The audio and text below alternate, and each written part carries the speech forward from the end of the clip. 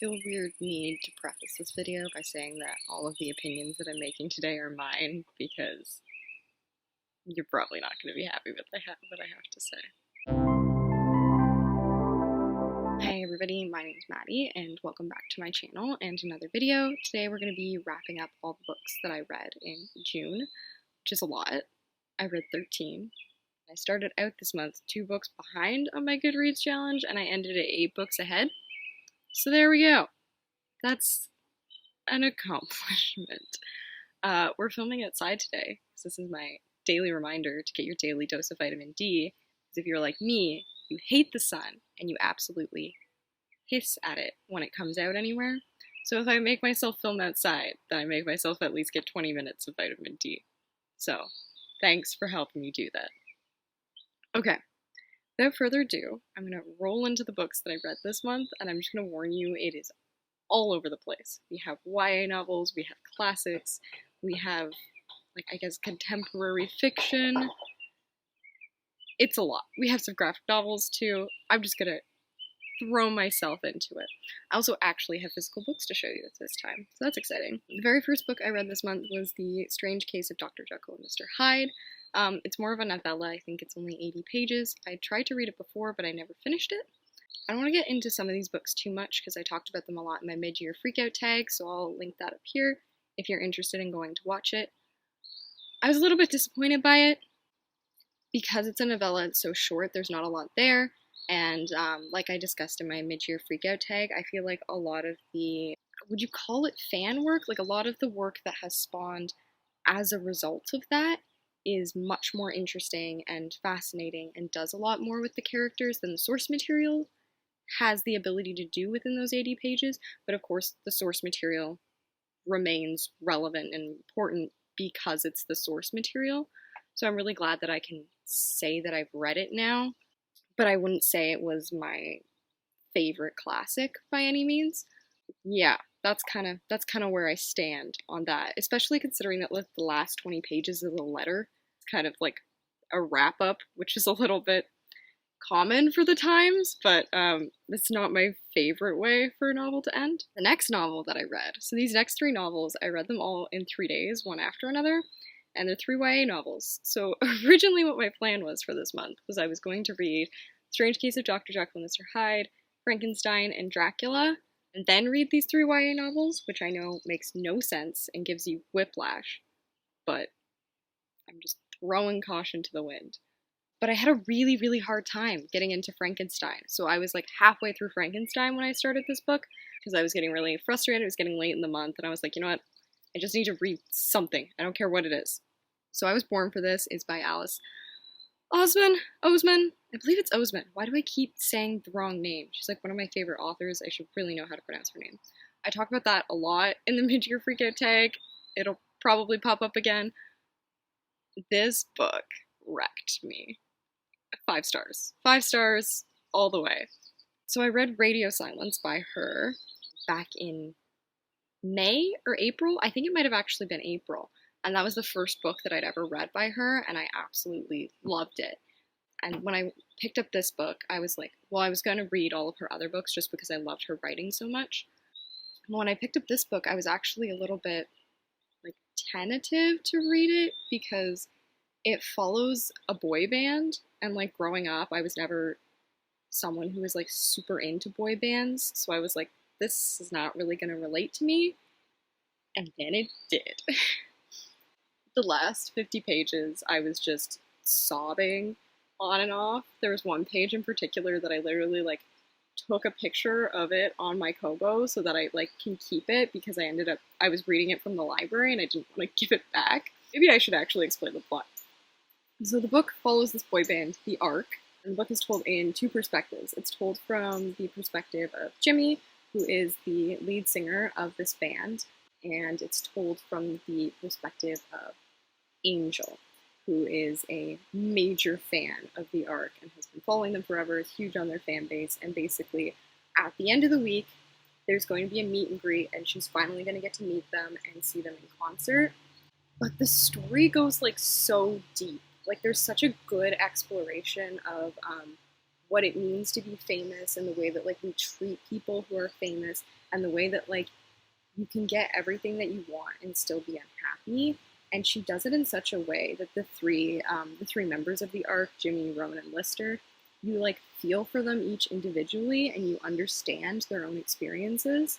Sometimes with books, I'll probably get into this later because it was a huge issue I had with a different book that I read. So the characters come off as super privileged, and they don't do a good job of making you understand the ways that they're struggling, so that like regardless of the privilege, the character is so human that you feel for them anyways. And I think that's something that's really important to be able to like discuss, that like you can be a successful millionaire pop star and still struggle from anxiety. Like, I think that's something that the book does a fabulous job with. Another thing, just general Alice Oseman things that she crushes. Super diverse cast. Love it. Great portrayal of a mental illness. She nails that too. I don't know how to talk about this book. Like, literally, I wanted to make fan art for it, but I was so sad that I couldn't draw fan art of these characters because it just made me cry because I wanted them to be happy. Talked about the arc. The other thing that the book explores is it's an exploration of what it means to be a part of a fandom. Again, I apologize if you've already watched them into your freakout tag. A lot of this is going to be repetition. The way that like being in a fandom can help you find yourself, and the way that like those friends and things are forged through fandoms. Angel's like meeting up with one of her best friends that she's met online, and she's really trying to like figure out how that friendship translates from online in person. But she's also kind of at like this crux intersection in her life where like the arc has become everything to her, and in some ways it's become the only thing to her.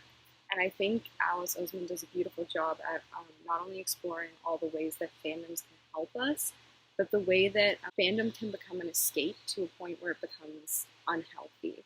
And that was the part that caused me to sob the most, was there was a conversation that's had about loving something so much because you hate yourself. And I think I've definitely been in a position in my life where I have thrown myself so completely into something else because I don't want to deal with what's going on with me. And that just really spoke to me. So if you've ever been in a fandom, if you've ever loved something, if you're a creative person and you've ever wanted to be a part of, I don't care whether it's a band, an author, an artist, like this book will speak to you. Don't get scared away because it's about boy bands. I was judgmental and I shouldn't have been. Alright, I'm almost 10 minutes into this video and I've only talked about 2 books. I gotta speed this up a bit. Simon versus the Homo Sapiens Agenda. I wanted to read that because I wanted to watch Love, Victor. Then I watched Love, Victor and I loved it. The book was very different than I was expecting. I was expecting it to be a lot like the movie, and I felt like book Simon and movie Simon were two like completely different people. Even just in like personality and like looks and everything. Like, cause Simon in the book has glasses, and I compare it to Harry Potter, and Simon in the movie does not look like Harry Potter. But I also felt Simon in the book was like much nerdier, which I kind of liked because I felt like I got more of a full picture of him. I'm also really frustrated with the way they depicted Simon's family in the film because I loved the relationship between him and his older sister. I thought that was such like a healthy and interesting relationship. I really love the way too that in this book Simon has a super supportive and helpful family, and he still struggles, because I think a lot of times in books they're like, oh, the whole family's broken and falling apart and that's why everything goes sideways. And I think it's really important to recognize that like you can have a supportive home life and still struggle. I think I gave this book 3 stars because I wasn't like over the moon with it. The writing wasn't necessarily my favorite, but I did enjoy it a lot more than the movie, and I kind of liked the way that you got to like follow the story more, and I particularly liked the reveal at the end better than the Ferris wheel scene in the movie, because the Ferris wheel scene in the movie never quite sat right with me, where they like make, I guess I should just say Blue in case you haven't read it, they make Blue out himself. Whereas in the book, the way that it ends, it's really nice that you don't only get to see who Blue is, but you get to see their relationship develop in person, which is much more satisfying after you've been following them and like have been invested in this relationship for so long. And then after I read these 2 books, so I read like a 5-star, I read like a 3-star, and then I read Red, White, and Royal Blue. I'm gonna try and like not rant about this for 25 minutes. I've debated about making an entire video about it. I hated this book with every fiber of my being. And I was prepared for it to be a cheesy YA romance. And I had heard it recommended because everyone online seems to love this book so much. And then I read it, and like, I was laughing out loud at how bad this book was. I'm so sorry if you like it. I can't. I started a note on my phone with the lines in the book that I thought were like the most ridiculous. I just, like, let me just give you a quick example of the kind of shit that they say in this novel. Prince Henry's a biscuit, Norna says. Let him sop you up. No one should ever say those words. His primary turn-on has always been competence. Weirdly specific, but you do you. The way that they write their emails, literally there's one email that just is addressed Alex, first son of cheese shopping and blowjobs. Like, what is that? Moans the name of God so many times that this room feels consecrated. I'm just gonna leave it with that one, because what? I had to give this book 2 stars because at least the first 150 pages were so goddamn entertaining that I was like cackling, and I had to like stop every couple sentences because I could not read because I was laughing so hard at the random shit that was going down. Like, you know the tag that's like poured without a plot? That was the first half of this novel. It was just banging left, right, and center. And then the second half of this novel went, oh shit, I'm a novel, I need to have a plot, and then couldn't find one. Like, the politics of this book are so sloppily written. I know this book was written before Trump came out, but it's such like a rose-tinted view of America, where it's like, America is the greatest, and look at how progressive they are, and the UK is so backwards with their weird-ass monarchy, and it's like, no, calm down. They legalized gay marriage before you did, so get with the program. But also, what kind of world that you're living in, that this is your version of America? Like, I get wanting to look at the world with like an idealized view, but this was like so far removed from reality. Maybe it's because I also study this stuff, that it was just impossible for me to read without being like, this does not make logical sense. This book kind of ties back to what I read. I was bored for this because these people in this book I cared about so little. Like, Alex and Henry are so stuck up and obnoxious, and the only thing that they care about is themselves, that like when shit started going sideways, I was just kind of like, let's see how this shit plays out. Because I didn't care. Like, they try to throw in this stuff with Henry's dad to make you feel bad for him, but they've done like such a poorly job of building it up to that point that they just come up with like these really privileged, stuck-up snobs. And that's not good. Like, I was born for this. They have a lot of money and wealth, and they've been placed in like a high position within society as well, but I felt for them. Like, I understood what they were going through, and I was with them through all of it, and this one, I was just like, you two just need to like, sort your shit out, move on with your lives, and stop making this everyone else's problem. I hated it. So the first half of the book, it's 2 stars, at least for being entertaining. The second half of the book, it's 1 star. Last thing I will say about it is this book felt like it was not edited. Like, the number of random things about politics that just, like, were wrong, or, like, they were, like, waving the wrong flag at one point, and I was like, how did this get through an editor? And then there were parts where, like, there's a scene where a character picks something up, and then it seems like they're gonna hit someone with it, but then the scene just carries on, and they, like, never put it down, and that thing that was in their hand is never mentioned again.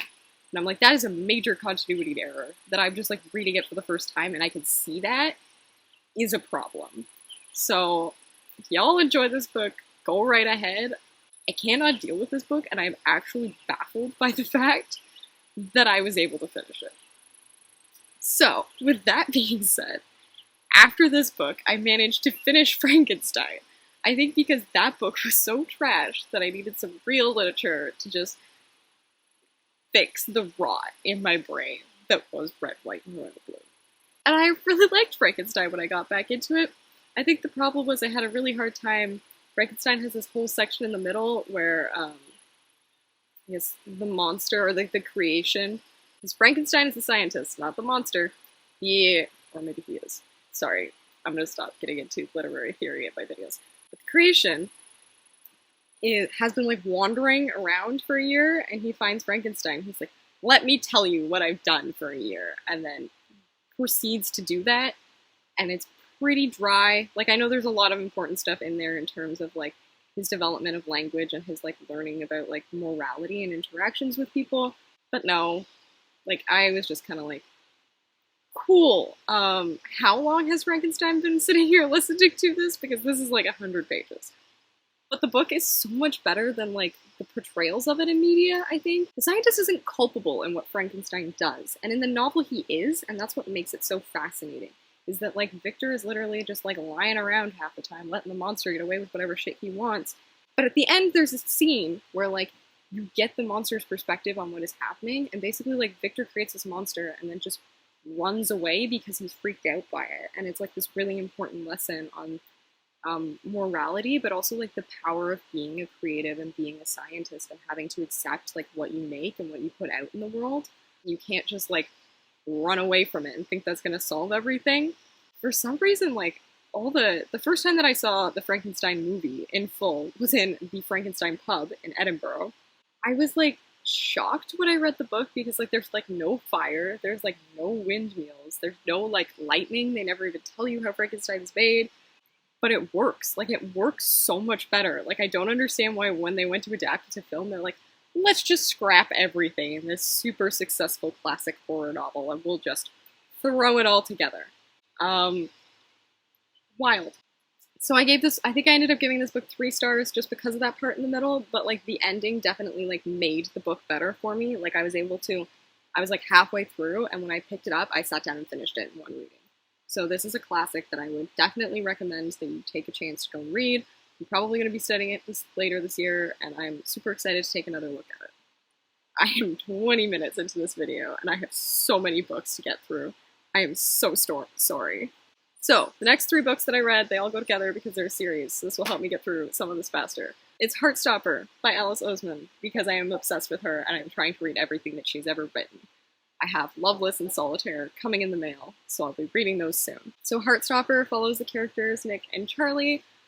I don't think it's a spoiler to say that they end up together. Let's be real, we all know that's happening from page 1. But it follows them through their blossoming friendship into their relationship, and it is beautiful. I read it on Tapas because it's a webcomic, and then it's being published in volume format once it's ready, so I would definitely recommend you go on there, leave some ink, support her. Just to show you how much I loved it, I literally was falling asleep on my laptop because I wanted to finish it, and then I fell asleep. So the next morning, I, like, finished the last 16 pages that I had, and then I immediately ordered a print and a pin from her store because I am obsessed with it. Thoughts? How am I gonna wrap this up? One thing I love is she makes AUs for this, which is amazing because it's like, you're just doing the good work for us. You're just creating the fandom content that we all need. So, love and support that. The Oseman verse, let's talk about that. She, like, ties in all of her other books, and there's, like, characters, like, Aled is in the comics, Aled who's from Radio Silence.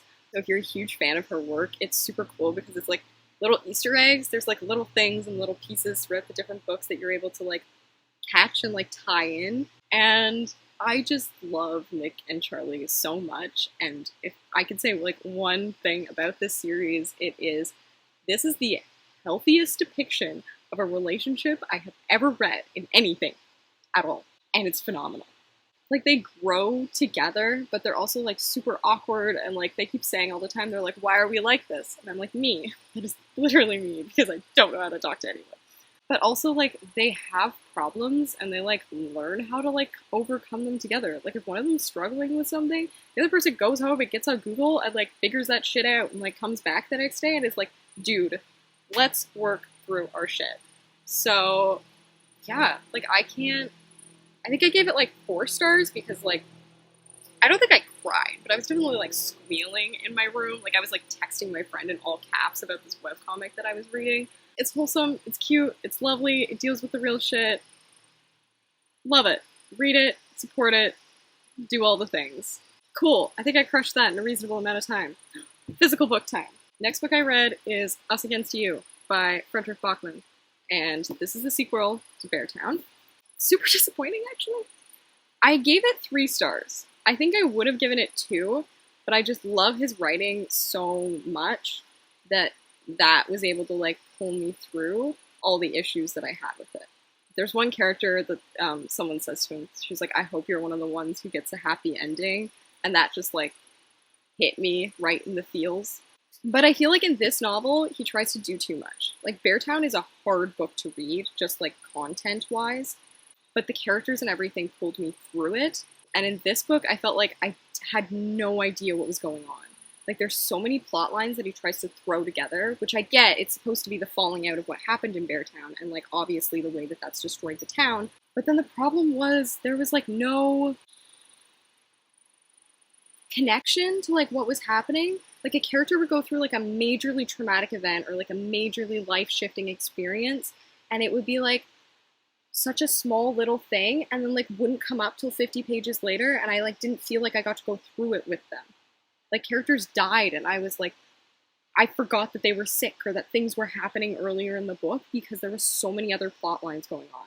There's also this like weird politics plot line in this book that I was like not a fan with, because like I know politics get involved in sports, but like I didn't care about the politician. I got that he was messing with people's lives, but it also wasn't important enough to me that I felt like I needed to know that information. Yeah, I think the thing that got me through this book was Benji and Leo. They're my two favorite characters. Leo, it frustrated me so much because he was like struggling, he was like having a really hard time, and his parents were too wrapped up in their own shit to see anything, and it was pissing me off. I was like, someone please help this child. And Benji, I love Benji so much. I think he's such a great character, but I do wish I got to see more of him, because this whole book kind of deals with, like, centers around his sexuality, but the way that they explore it, like, Like, I get that it, like, doesn't have to be this big thing, and I don't need to know all the intimate details of his life, but I also felt like I didn't know enough about him, and then the author would, like, pull back from talking about Benji, and then when we were thrown back into his life again, there had been so much else going on that I, like, felt disconnected from what was happening. So yeah, if I had to sum it up, I'd just say there was too much going on. I would recommend it if you like Beartown and if you like Fredrik Backman, but I wouldn't say I'm like over the moon with it as a sequel. Definitely not one of my favorite sequels. Next book, my 1-star read for this month, and you all might shoot me for it. Eleanor and Park by Rainbow Rowell. Yeah, this book got 1 star from me. And I feel like a traitor because I am obsessed with the Simon Snow series. I love Carry On. I love Wayward Son. I love Simon and Baz so much. And I knew this was a romance. And I don't read romance, believe it or not, despite the number of books I'm reading lately that are romances. I don't. I usually hate them. And I hated it. I just didn't care about Park and Eleanor at all. Like, I just didn't feel like they were fleshed out characters. Even, like, everything that was going on with Eleanor's family, I felt so disconnected from that I, like, it didn't upset or traumatize me in the way that I felt it should. Whereas in, like, Carry On, when, like, Simon's going through that trauma, I felt like it impacted me a lot more. Yeah, and then the other thing that frustrates me, which I feel like happens a lot in YA romance, is they go from 0 to 100. Like, he's literally swearing at her on a bus, and then the next day he's like, I can't breathe when she's not around. And Eleanor just talking about how she wants to eat his face all the time was also too much for me. I just didn't care about anything that was happening in this book. Like, it was so painful for me to finish it, and I, like, forced myself to finish it so I can say that I've read it. But the ending, too, I just hated the ending, and yeah. I don't think there's more that I can say besides that. I wanted to love it because I liked the music and I liked the references to Watchmen comics and like all the little niche nerdy things, but I didn't care about these people and their relationship was awkward and forced. And that's how I feel about it. So that's the wrong way. Bye-bye, Eleanor and Park. Also, I was a little hesitant because there's a quote on the back from Gail Foreman who wrote, If I Stay, and that is one of the worst books that I've ever read in my entire life. Catch me just roasting popular YA literature. The next book I read was Starlight, which is by Richard Wagamese, and it is an unfinished novel, which I was very nervous about going into it. So Richard Wagamese passed away in 2017, and this was the book that he was working on at the time of his death that he did not get a chance to finish. This book follows Frank Starlight, who is a native man, and he's living on this farm out in BC, and he's kind of has this peace and comfortability with animals that has allowed him to become an amazing photographer. And it also follows Emmy, a woman who is on the run from her abusive ex, with her child Winnie, and through a series of happenstances, they end up on Frank's farm, and he kind of uses his connection with the land and his ability to teach them to kind of find themselves and find their peace within themselves. Like, as an Indigenous person myself, I really related to, like, that peace and connection with the land sense. I don't know, when I'm, like, on the reserve visiting my grandparents, there's just this, like, stillness that I feel in a way that I don't feel here. So I thought that was very well written and well explored. But I also think it's just a good exploration of, like, reconciliation in the little things in your life. Because I think, like, so often we think that in order to, like, come to terms and come to peace with something, you need to, like, make these, like, massive life-changing shifts. And, like, sometimes it's just, like, learning to appreciate the stuff in your life that you've just, like, gone by for so long without thinking about. Like, just taking a moment to, like, listen to the birds and listen to everything that's happening around you, to kind of still and center yourself in the moment. So that was very fascinating. Very well done. The characters are lovely, and the dialogue is great. Frank works on this farm with a gentleman named Eugene Roth, and their banter between them is great, but also they have, like, such a healthy masculine relationship that is very refreshing to read about in literature, where they, like, straight up just talk about their emotions, but they're also, like, these super manly men.